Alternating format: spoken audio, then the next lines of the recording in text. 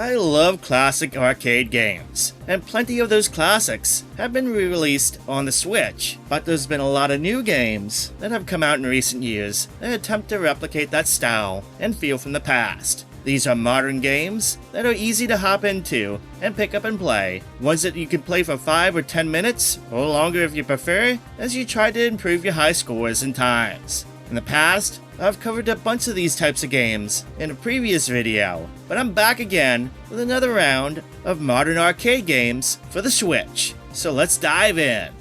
Horizon Chase Turbo is a racing game that definitely would feel right at home in the arcades. It's got elements comparable to games like the Outrun series and the Rust series, as well as the Top Gear series. You compete on a huge variety of courses from around the globe while trying to reach first place. The driving mechanics are very easy to understand and pretty straightforward in this one. You get a gas and a brake, as well as 3 nitros to use for extra bursts of speed during a race. There's no gears to shift or to worry about, and guiding your car through a turn is pretty easy to get the feel of, more so than I say a lot of other racing games. In fact, there's a lot of times where if you really know a track and you can time your turn correctly, you can floor your car around a bend and never have to let go of the gas. Now you can't always do that, especially if the turn is sharp, but man is it thrilling when you can do that while also passing 3 cars in a single turn. In each race, there's also additional goals to shoot for,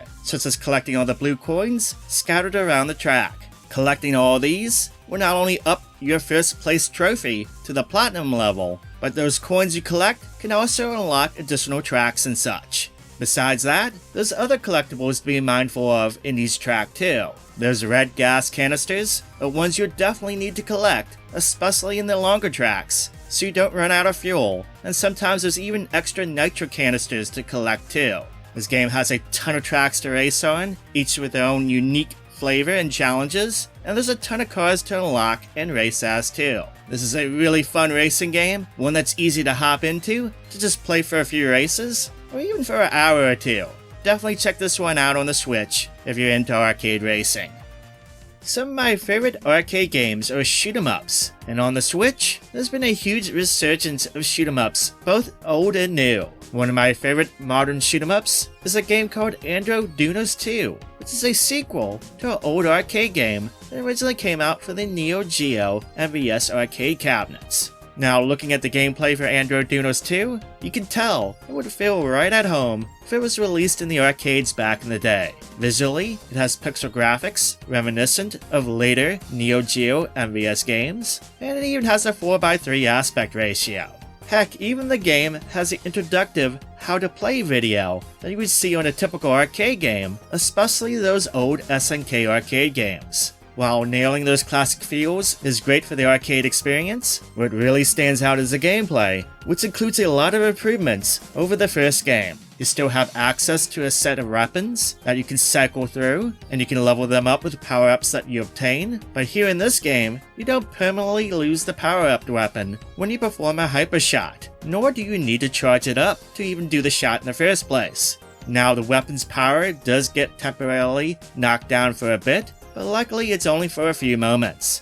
Because of this, you can basically perform the hyper shot more often, which is pretty handy, especially with the amount of enemies the game throws at you, as well as during boss fights. Basically, there's a lot more control in this one, and less holding back this time around.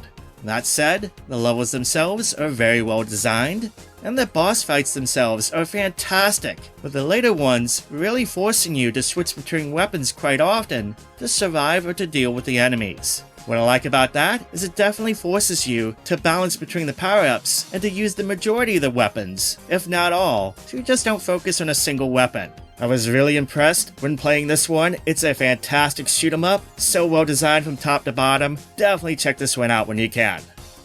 If you're looking for some arcade-style fun, but also craving to play a platformer, then you should definitely check out the Toree series of games. All 3 games are super cheap to get. The MSRP price for each one is just 99 cents. Now I know what you're thinking, that price? There's got to be a catch. It's gotta not be good or something. But trust me though, aside from the short runtime for each game, these are really good platformers, especially for those who love to speedrun games. In each game, the goal is simple. You need to race through each level as fast as you can, while also trying to collect all the stars and collectibles. The gameplay is easy to understand and it's pretty straightforward, which makes it easy for anyone to dive into and play. But to truly get those elusive S ranks, you are really going to need to have some excellent platforming skills. There's even hidden characters to unlock.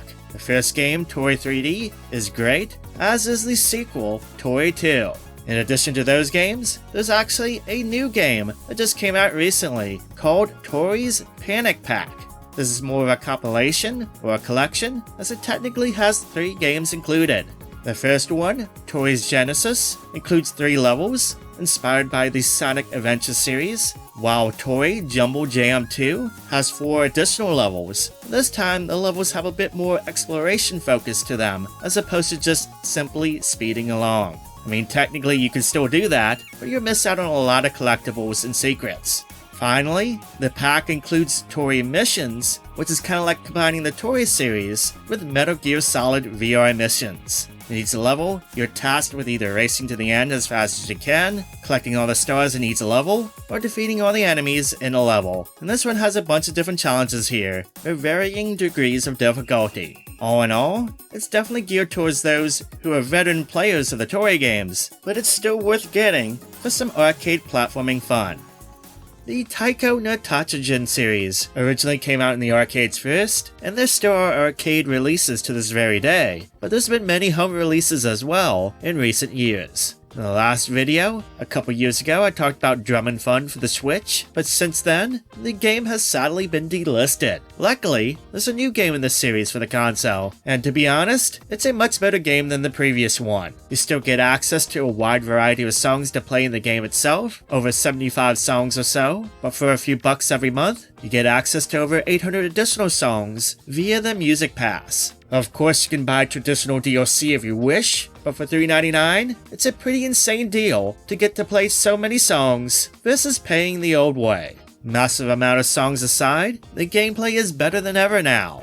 It feels much more responsive to play, especially if you're aiming to get those perfect ratings or notes. The game has a ton of unlockables to earn via the new experience system, with over 400 levels to obtain, as well as a ton of customization options to customize your character. Every time you play in any of the game's modes, you'll gain experience points, so you're constantly getting rewarded in some form, even if you fail a song or challenge. In addition to that, there's a story mode to progress through, various online game modes, and local multiplayer modes, such as the Great Toree War, which is an improved revision of Don vs. Katsu mode from the previous game, and even a 4-player mode called Don-chan Band Mode. It's a much bigger and better game than the former release, and it's absolutely worth getting if you're looking for some arcade rhythm game fun on the Switch.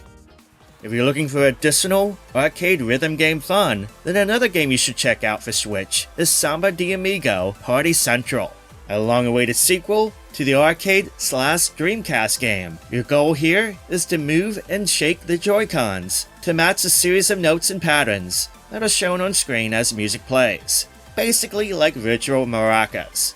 If you prefer not to use motion controls, you can play the game entirely with buttons, so I understand some will probably prefer it.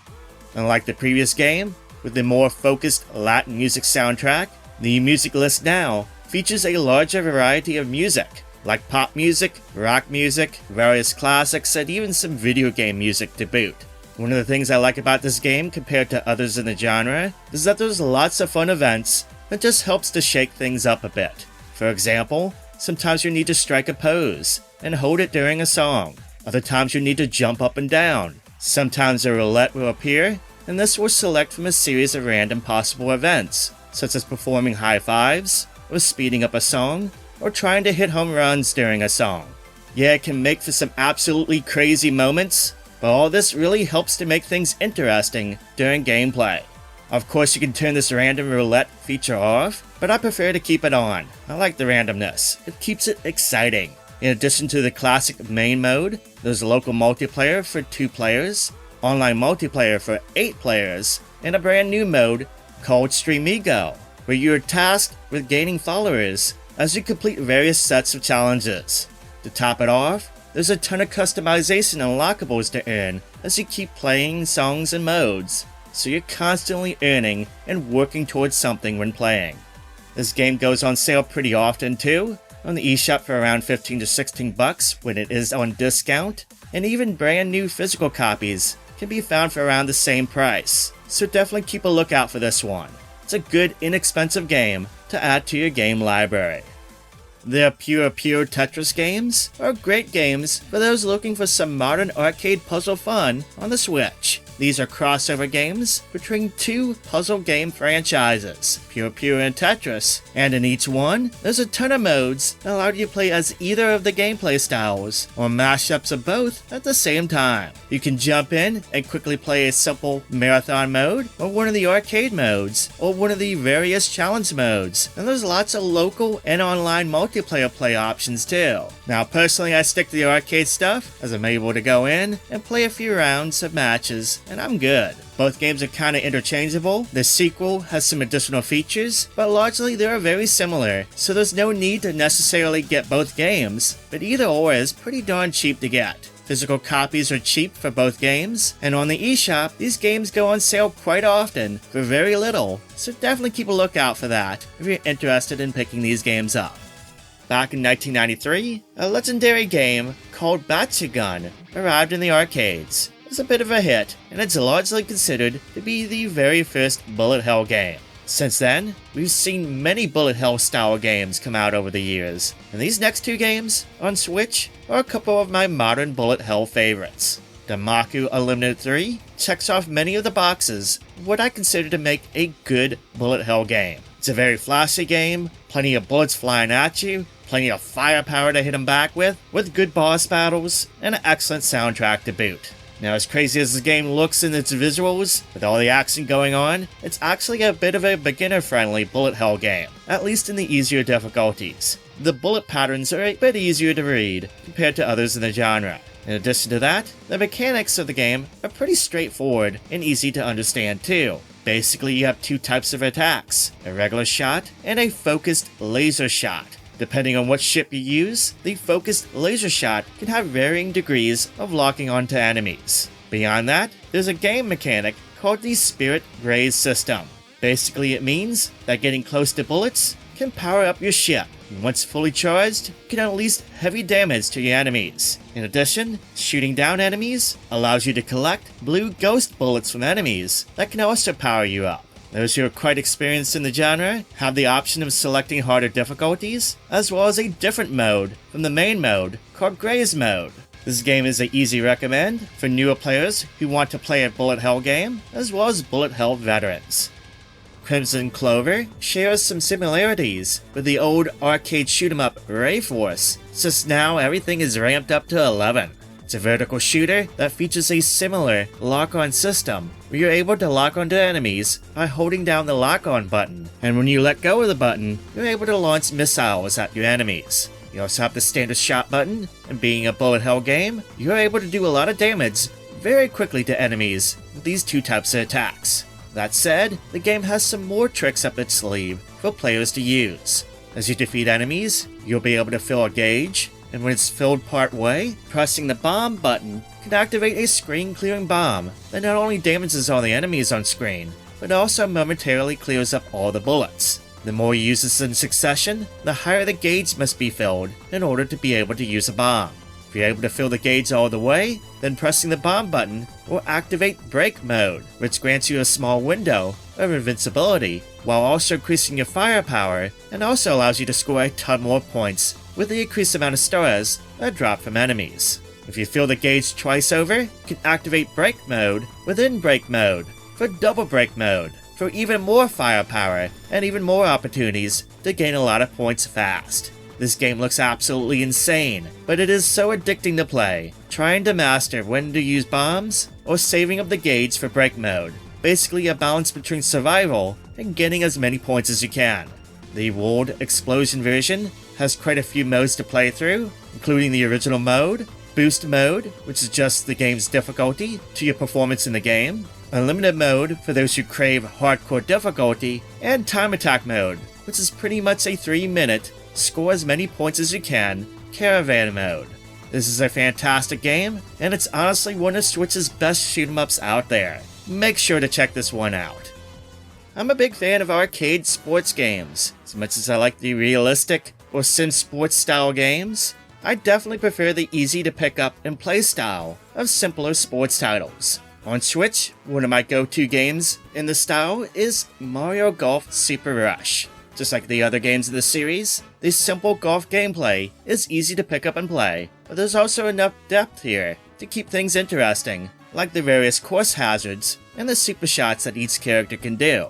Now at first, the game was a bit light on content, but since then, it has really been fleshed out with a lot of updates, as there is now 11 complete golf courses to play through, apart from the battle courses, and a total of 22 characters to play as. Each course is solid. I don't think there's a bad one at all in this game, though there is a lot less gimmick hazards compared to previous games in the series, but honestly, I kinda like it that way. Too many of those can make it frustrating for the player. That's just my view though. Beyond the traditional golfing, there's other additional modes, like speed golf, which has you in a race to see who can get their ball into the hole first, a battle golf mode, which is a variation of speed golf in more of a closed golf arena, and target golf, where players try to land a ball on certain targets on the field. There's local and online multiplayer too for all of the modes, as well as a ranked match mode. Beyond that, the thing I like most about this game though, is the ability to customize everything in regards to your playing. You can play as little as 3 holes, you can choose to start at any hole you wish, the amount of wind during gameplay, the AI difficulty, whether you use special shots or not, whether you take turns to golf, or everyone plays it all at once, playing for strokes or points, playing with buttons or motion controls. I think you get the point here. What I'm trying to say is that there's a lot of options here, and it's great for the player. Definitely check this one out if you're craving to play some arcade golf on the Switch.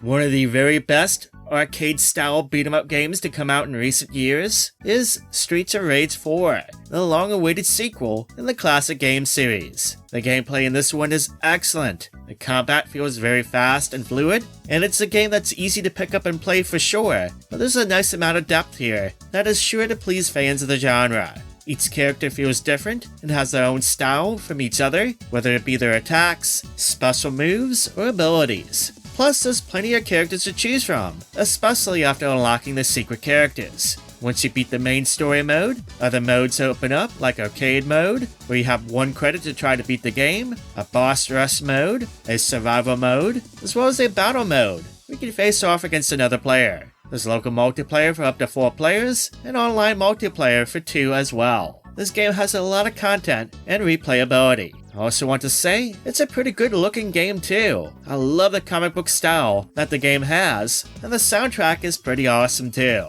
It's an excellent beat 'em up game, and if you like these types of games, but for some reason have yet to play this one yet, then do make it a point to pick it up sometime. It's totally worth playing. And there you go. That's some modern arcade goodness for the Switch. Like I said before in the past, it's great that there's been a lot of classic game re-releases, especially for arcade stuff, but it's also a good thing that there's newer games around to help keep that arcade spirit alive. Do you have any modern arcade-like games that you really like? If you do, let me know in the comments down below. But anyway, that's all for me today. Thank you so much for watching and subscribing. I hope you have an amazing day, and I'll catch you on the next video.